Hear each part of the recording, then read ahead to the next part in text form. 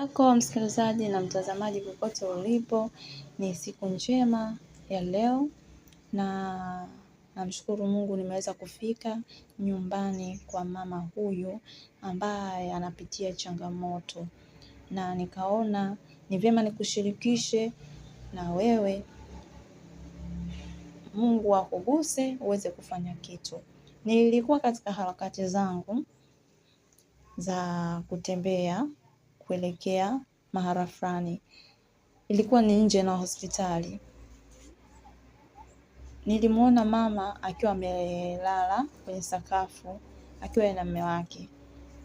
Wakati nilikuwa nasubiri usafiri, nilianza kusikia akiongea kwa uchungu, kwa hali anayokutana nayo na magumu anayokutana nayo na changamoto ambayo inahitaji fedha na yeye hana. Alikuwa anamwambia mume wake kwa huzuni, mume wake anamtia moyo, Mungu yupo, atakusaidia, utapona, usilie, usikate tamaa. Niliyasikia haya mazungumzo, niliumia, nikaamua nikawasogelea, nikawauliza kwa ukaribu, kwani ni nini au una changamoto gani?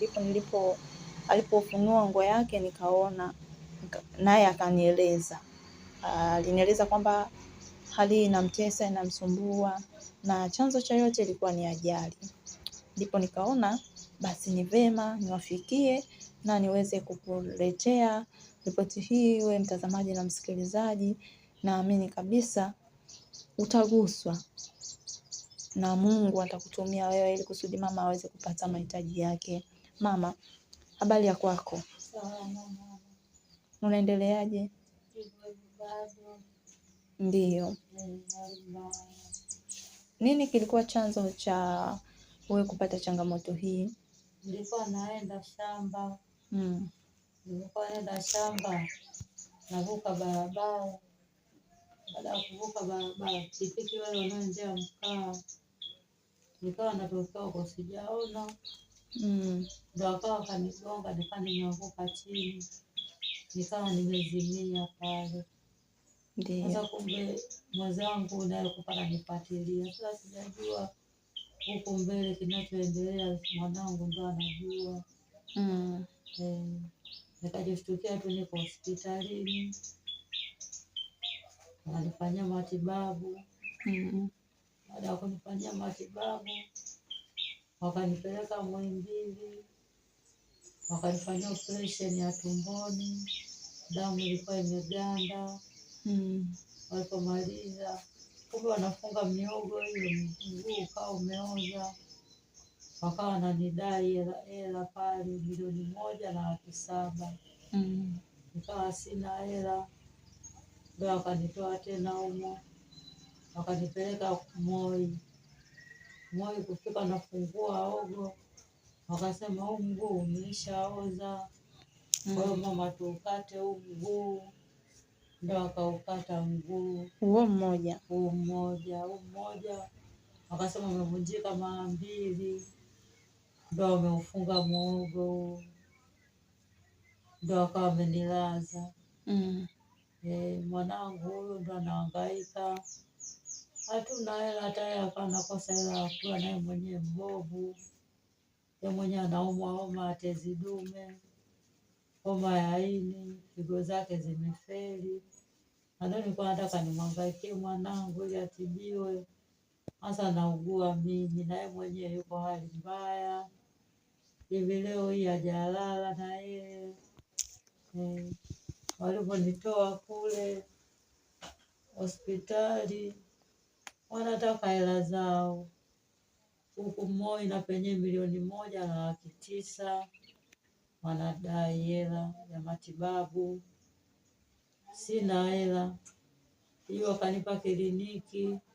Nimerudi kliniki, wakaniambia upasuaji wa huu mguu tena waunge mifupa shilingi 800,000.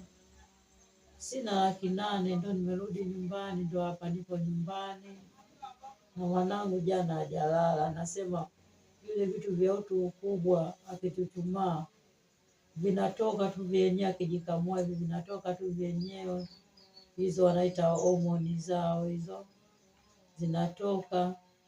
Sasa sina chochote, sijiwezi. mimi mwenyewe ndio huyo anaonisaidia kunibeba, kuniinua, kuniletea kopo nijisaidie, kwa sababu sitembei.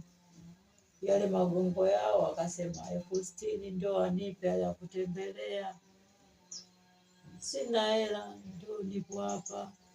Namshukuru dada ndio kaja kutuangalia hapa, yuko hapa nyumbani.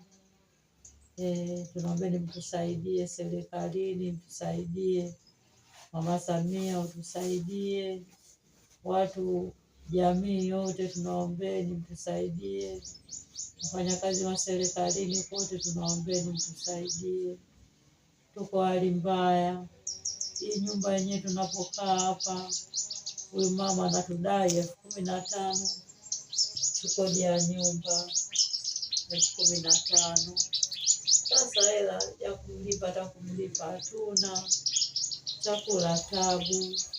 Ili lenye godoro amenisaidia bibi, kasema wewe nalalia tu godoro la mwanangu, sina chochote kile, niko hali mbaya. Maana nilikuwa nakaga kule matopeni mashambani kule. Vitu vyangu vyote tulivyoviacha kwa sababu kule hakuna kufuli, nakaa tu mashambani. Waliniibia wakati tuko hospitalini, nimelazwa, nimekaa miezi 2 hospitali.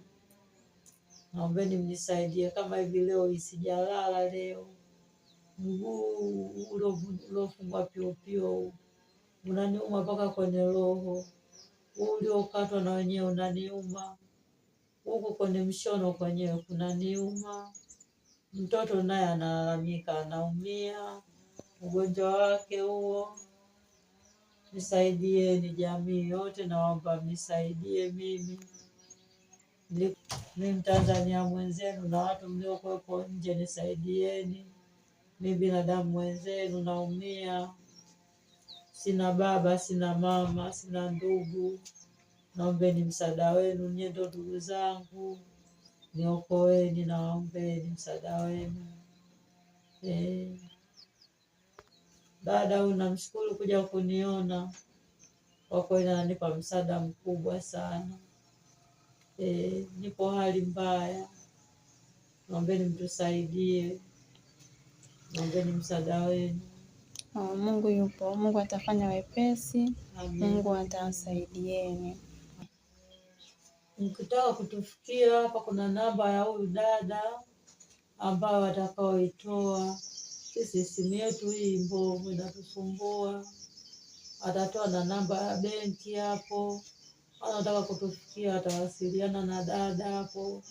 Naombeni msaada wetu, mtusaidie ndugu zetu wote mliokuwepo nchini, tusaidieni sisi ndugu zetu. Mungu yupo, atafanya wepesi, usijali, Mungu atafanya njia. Asante. Umeniambia kwamba na mwanao ana changamoto ya figo na ini, si ndio? Naye changamoto hiyo ilianza lini na muda gani sasa? Uliniambia kwamba kuna makaratasi ya vipimo mliokuwepo nayo. Yako wapi? Mwingine alitoka Mumbili, mwingine alitoka Amana, mwingine Mnazi Mmoja, mwingine hapa Chanika, hapa Mbagala. Yote alisema hivyo hivyo.